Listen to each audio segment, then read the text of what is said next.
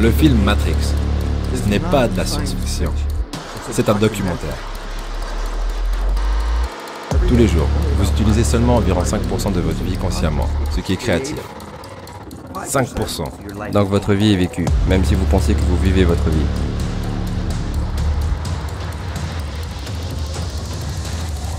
Sauve-moi vite. Dans cet épisode, vous allez découvrir est-ce qu'il est possible de changer. Je sais que beaucoup de personnes pensent qu'il est possible d'évoluer, mais pas de changer littéralement. Je ne sais pas ce que vous en pensez actuellement, je ne sais pas ce que vous penserez d'ici la fin de cette vidéo. En tout cas, restez avec nous jusqu'à la fin parce que Bruce Lipton, qui est au cœur de la vidéo, va vous parler de subconscient, de conscient, mais surtout vous donner des stratégies en fin de vidéo pour vous battre contre votre subconscient, vous battre contre vous-même, entre guillemets, pour devenir la personne que vous souhaitez devenir d'ici la fin de cette vidéo. C'est un peu ambitieux. C'est parti les filles. Enfin, pardon. Mesdames et messieurs, c'est parti. Le film Matrix, ce n'est pas de la science-fiction, c'est un documentaire. Chaque humain, et c'est un fait, chaque humain, lors des 7 premières années, télécharge en hypnose le cerveau d'un enfant en dessous de 7 ans et dans une fréquence de vibration plus basse. Quand vous mettez les fils sur la tête de la personne, vous lisez un électroencéphalographe qui lit les activités cérébrales. Un enfant en dessous de 7 ans a une vibration plus basse que la conscience. C'est appelé Theta. Theta, c'est l'imagination. Oh, c'est comme les enfants qui jouent à la dinette avec des tartes à la boue. Mais pour eux, c'est une chose réelle. Un enfant monte sur un balai, c'est un cheval. C'est ça, Theta, l'imagination. Theta, c'est aussi l'hypnose. Et l'idée, c'est ça. Avant que vous ne pouviez devenir conscient, si vous n'avez pas de programme, de quoi allez-vous être conscient? C'est un peu comme si j'achète un nouvel iPod, et je le sors de la boîte, j'appuie sur Play, rien ne se passe. Et vous vous dites, oh mon Dieu, j'ai dépensé tout cet argent et cette saleté ne fonctionne pas. Et ensuite, un petit enfant de 7 ans arrive et dit, monsieur, vous n'avez téléchargé aucune musique, comment est-ce que vous allez jouer quelque chose? Et je me dis, c'est la même chose. C'est comme si le cerveau est l'iPod et la conscience est l'écran où je peux créer. Mais si je n'ai rien dans le disque dur, je ne peux pas créer. Donc la nature fait les 7 premières années. Comment? Quelles sortes de programmes sont requis pour vivre sur cette planète? Je dis, comment vous les obtenez? Theta, c'est l'hypnose. Vous regardez juste. Vous regardez vos parents, vous regardez vos frères et sœurs et votre communauté. Parce que vous devez apprendre. Combien de milliers de règles? Pensez-y. Juste pour être un membre fonctionnel d'une famille et un membre fonctionnel d'une communauté, il y a des règles. Vous devez apprendre ces règles à un enfant. Je dis, vous n'avez pas à le faire. Les 7 premières années, ils observent et ils téléchargent. Et après je dis, pourquoi est-ce pertinent? Parce que c'est un fait regrettable.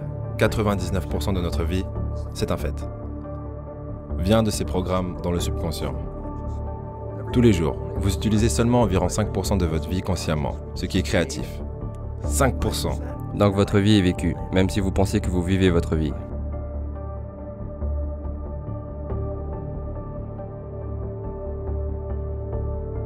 Comment vivre plus votre vie, sachant que 95% de votre vie est vécue en mode automatique par votre subconscient? La réponse est simple, c'est simplement en étant plus conscient. Comment être plus conscient? En ouvrant les yeux et en étant, en fin de compte, alerte à notre environnement réel, pas à l'environnement imaginé via nos pensées. Sauf qu'il faut savoir que nos pensées, et de penser en général, c'est très addictif. Parce que là, si je ferme les yeux et que je pense à un truc qui fait peur, je vais directement ressentir la peur. Ou si je pense à un truc excitant, je vais directement être excité. Et ça, je ne vais pas le faire devant vous. Mais du coup, ce que je veux dire, c'est que je peux accéder à une infinité de possibilités d'émotions juste par la pensée. Et du coup, c'est beaucoup moins excitant d'être dans mon monde réel, à être présent. Mais dans ce monde réel, chaque pas, je peux le ressentir sous mon pied. Quand je prends un verre pour boire un truc, je ressens le verre dans ma main. Et quand je bois, je sens chaque millilitre qui passe. Et ça s'appelle la pleine conscience. Est-ce que c'est excitant à faire? Non, c'est pas très excitant. C'est même ennuyant. C'est beaucoup plus excitant de penser tout le temps à tout et n'importe quoi. Sauf que c'est pas ce qu'il y a de plus nourrissant pour l'être humain. Exactement. Et vous ne le voyez pas parce que ça s'appelle subconscient, sous la conscience. Et les jésuites, pendant 400 ans, ils prenaient et les gens ne comprenaient pas. Ils disaient, donnez-moi un enfant jusqu'à ce qu'il ait 7 ans et je vous montrerai l'homme. Ils disent ça depuis 400 ans parce qu'ils savaient que 7 ans était la période de programmation. Et 95% de votre vie après ça sera peu importe ce que ce programme était. Donc Angelina Jolie fait partie d'une famille où il y a le cancer. Et je dis oui, ils ont les gènes, mais ce n'est pas ça qui l'a causé. C'était le comportement qui a été transmis. Le comportement n'est pas transmis comme les gènes. Il est transmis par des familles, mais il est transmis à travers l'apprentissage dans les familles. Ok. Dans votre conférence sur la biologie de la croyance, vous avez fait cette analogie à la fin d'une caméra et après d'un œil, et comment la caméra inverse l'image et la met sur le film. Et pourtant, avec notre œil, nous le prenons, inversons l'image, et après nous la faisons passer à travers un filtre dans nos cerveaux. C'est juste. Et c'est de ça dont vous parlez, des 7 premières années de votre vie qui mettent un filtre sur tout. Absolument. Comment vous comportez-vous? Ouais. Il y a des millions de règles pour que vous et moi puissions regarder deux choses distinctes ou deux choses et avoir des conclusions complètement différentes. Exact, et c'est juste basé sur comment vous avez grandi, ce que vous voyez. Vous savez, ce n'est pas nouveau. Je veux dire, il y a ce livre connu, Père riche, Père pauvre. Et il disait en gros, vous venez d'une famille pauvre et vous pourriez galérer toute votre vie en essayant de devenir riche, mais vous n'y arriverez pas. Et ensuite, si vous venez d'une famille riche, vous pourriez être stupide toute votre vie, Donald Trump, et y arriver. Pas parce que vous y pensiez, mais c'était un comportement inconscient qui a été téléversé des familles riches aux enfants. Ce qui est inconscient. Donc, ils prennent les bonnes décisions inconsciemment.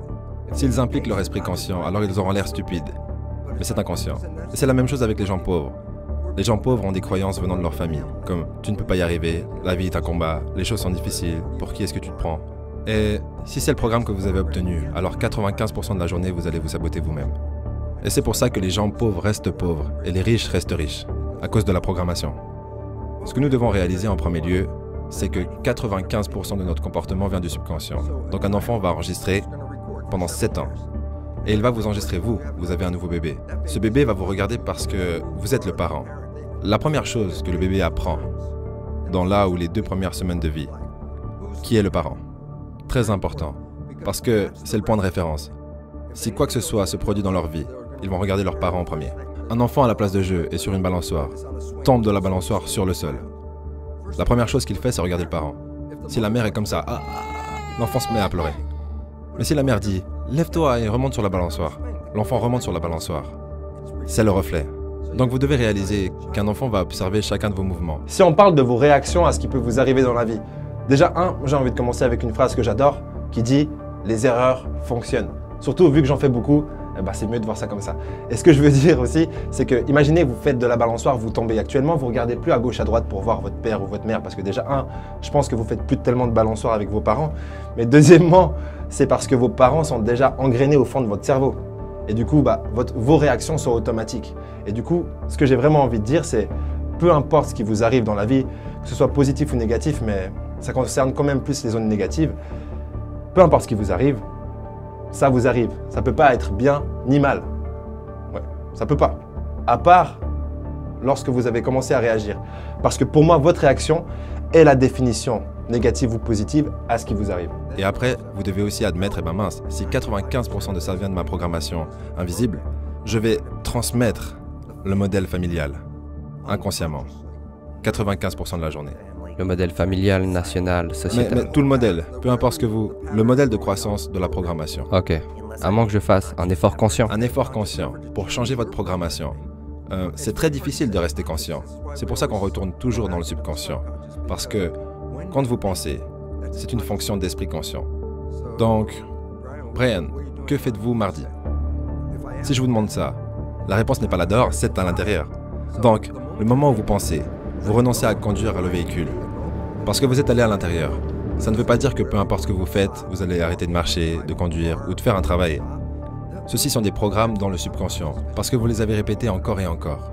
Donc, le subconscient est un autopilote. Quand le conscient est occupé, l'autopilote conduit un véhicule. Le point, c'est que lorsque le conscient est occupé, il n'observe pas ce qu'il se passe. Donc, disons que nous avons cette conversation dans une voiture. Et je conduis depuis 10 minutes. Et nous avons cette super conversation. Et tout d'un coup, je regarde par la fenêtre et je dis « Vous savez, je n'ai pas fait attention à la route pendant que nous avions cette conversation. » Mais je reviens en arrière et dis « Est-ce que je peux dire à propos de quoi était la conversation? Ouais, nous avons parlé de ça, ça, ça et ça. Et qu'est-ce qu'il y avait sur la route pendant ces 10 minutes? » Et là, je ne sais pas, je ne faisais pas attention. Voyez? Ça, c'est contre le subconscient. Donc j'ai dit « Comment était votre conduite ?» Et j'ai dit « C'était la façon dont vous avez appris à conduire. Si vous avez eu un mauvais moniteur de conduite, alors vous conduisez 10 minutes avec une mauvaise conduite. » Ok, alors comment je peux changer ça? Est-ce que j'ai besoin d'être plus conscient de mon subconscient? Vous devez être conscient de... Eh bien, vous voyez, voilà le problème. Cette premières années, c'est de la programmation. Et je dis bien, quel programme vous avez eu quand vous aviez 0 ou 1 an? Vous direz, je n'ai aucune idée de quel programme c'était. Et je dis, 95% de votre vie vient du subconscient. Votre vie est une impression de votre comportement subconscient. Oh, donc, vous n'avez pas à essayer de penser à ce qu'il s'est passé. Je dis juste, regardez votre vie. Les choses que vous aimez, qui entrent dans votre vie, y entrent parce que vous avez le programme qui les soutient. Mais n'importe quelle chose avec laquelle vous avez des difficultés, vous travaillez très dur dessus, vous y mettez beaucoup d'efforts pour que ça arrive. Pourquoi est-ce que vous travaillez si dur? Inévitablement, vous avez un programme qui ne supporte pas cette conclusion. Et vous essayez de passer outre le programme. Vous êtes votre environnement. Ce qui veut dire pour moi, et c'est à un niveau spirituel mais philosophique aussi, mais aussi réel, tout ce qui rentre dans votre champ de conscience est vous, et qui vous êtes. Et du coup, votre vie, dans sa totalité, vous en êtes responsable. Vous avez attiré les choses positives dans votre vie que vous avez actuellement, s'il y en a, j'espère, et vous avez attiré les choses négatives que vous avez actuellement dans votre vie. Mais tout ce qui vous entoure actuellement, peu importe où vous vous trouvez, vous regardez autour de vous, vous avez créé ça. Et cette approche, cette idée, vous permet de vous responsabiliser un peu plus et d'accepter le bordel que vous avez foutu et les belles choses que vous avez construites. Et la citation que j'utiliserai pour schématiser le tout, même si c'est un peu moins loufoque que ce que je viens de vous raconter, c'est la citation de Bill Gates qui disait « Si tu nais pauvre, ce n'est pas de ta faute, mais si tu meurs pauvre, c'est de ta faute. » Donc, vous n'avez pas besoin de faire beaucoup de choses de psy ou de psychologie. Vous regardez juste votre vie et dites où est-ce que j'ai des difficultés. Parce que peu importe où vous avez des difficultés, inévitablement, c'est un programme dans votre subconscient qui ne soutient pas cette destination que vous cherchez. Ok, donc c'est tout. Toutes les preuves sont là. Vous jetez un regard honnête à votre vie et votre histoire. Si c'est n'importe quoi dans votre vie, les relations ou les affaires ou ceci ou cela, et cela vous montrera où il y a une sorte de maladresse. Exact, je veux dire, si on revient sur Angelina Jolie, elle pourrait regarder sa vie et elle pourrait dire « je vais aller regarder le gène » et dire « le gène a causé le cancer ». Je dirais non, regardez votre vie, parce que ce comportement a été transmis de votre mère à vous. Et elle l'a eu de votre grand-mère, etc. Et c'est une histoire de... J'ai eu 2 vies différentes dans cette durée de vie. Avant que je mette ces connaissances en vigueur et après que je mette ces connaissances en vigueur. Et j'utilise le mot en vigueur, pourquoi? Bien, j'avais les connaissances académiquement. C'est comme, oh mon Dieu, regardez les recherches. Qu'est-ce que cela veut dire? Et je comprenais ça à un niveau. Avec toutes ces connaissances, ça n'a pas changé ma vie. 1. Les gens lisent des livres de développement personnel. Bien, vous avez lu le livre, vous avez beaucoup de connaissances, est-ce que ça a changé votre vie? Non, mais vous avez beaucoup de connaissances. Donc voilà la différence. L'esprit conscient est créatif et peut apprendre en n'importe quel nombre de façons. Lire du développement personnel, une conférence, écouter un programme, et l'esprit conscient va obtenir de la compréhension. Et je dis oui, mais l'esprit subconscient n'apprend pas de cette façon. Oui, il ne le fait pas. Le subconscient n'apprend que de 2 manières fondamentales naturellement. L'hypnose, qui correspond aux 7 premières années, et après l'âge de 7 ans, comment est-ce que vous mettez de nouveaux programmes à l'intérieur? La répétition et l'entraînement. Vous voulez conduire une voiture? Vous n'avez pas appris en vous asseyant, en mettant la clé dans le contact. Vous avez dû vous entraîner à conduire la voiture. Vous voulez apprendre l'alphabet? Combien de fois avez-vous passé de A à Z? Vous savez, essayez d'aller de A à Z avant que vous ayez pu l'accomplir. Une fois que vous l'avez accompli, vous n'avez pas à revenir en arrière et le refaire à nouveau. Donc 2 phases. Vous voulez entraîner votre esprit inconscient? L'hypnose, la répétition. J'aime la dernière parce qu'il y a une nouvelle phrase qui circule appelée « Faites semblant jusqu'à ce que vous y arrivez ». Qui veut dire, si vous n'êtes pas une personne heureuse, vous voulez être une personne heureuse, alors répétez tout le temps « Je suis heureux, je suis heureux ». Je dis, eh bien, vous n'avez pas l'air heureux ou quoi que ce soit. Vous dites, non, à qui est-ce que je parle? Par la répétition, je parle au subconscient. Ok. Si le subconscient comprend « je suis heureux » et 95% de votre vie vient de ce subconscient, il y aura un moment, une fois que le subconscient aura compris « je suis heureux », vous n'avez plus à le dire. Ok. Ça sera automatique. Et c'est pour ça qu'on voit des gens remplir des journaux d'affirmation, de gratitude et tout ça.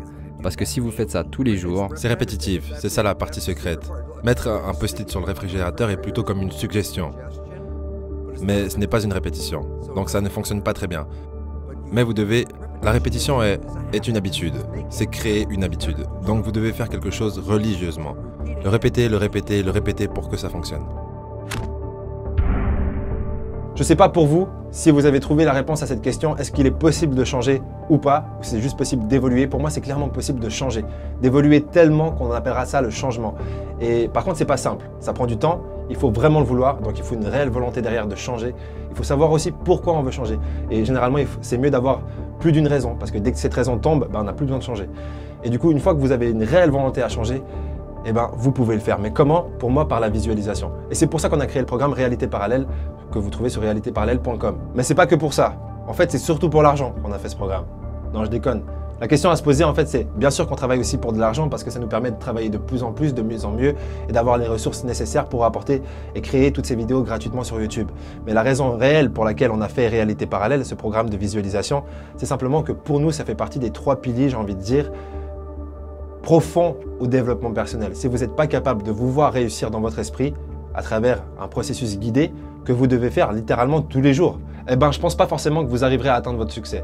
Pas si vous ne suivez pas le programme Réalité Parallèle, attention de ne pas mal me comprendre. Mais si vous n'êtes pas capable de visualiser votre succès en détail depuis votre esprit et que vous ne le faites pas régulièrement, eh ben, comment est-ce que vous pensez pouvoir l'attirer dans votre vie? Ça, c'est une bonne question. Du coup, sur ce, je vous dis... Ah non, avant de vous le dire, en fait, je vais vous dire, si vous kiffez la chaîne et que vous regardez ça souvent, n'oubliez pas de vous abonner. Je pense qu'on est prêt à passer le pas, n'est-ce pas? Et maintenant, je peux vous le dire, au prochain épisode. Ça pourrait vous surprendre de savoir qu'il y a certaines situations dans lesquelles les psychopathes sont en fait plus habiles à sauver des vies qu'ils le sont à les prendre.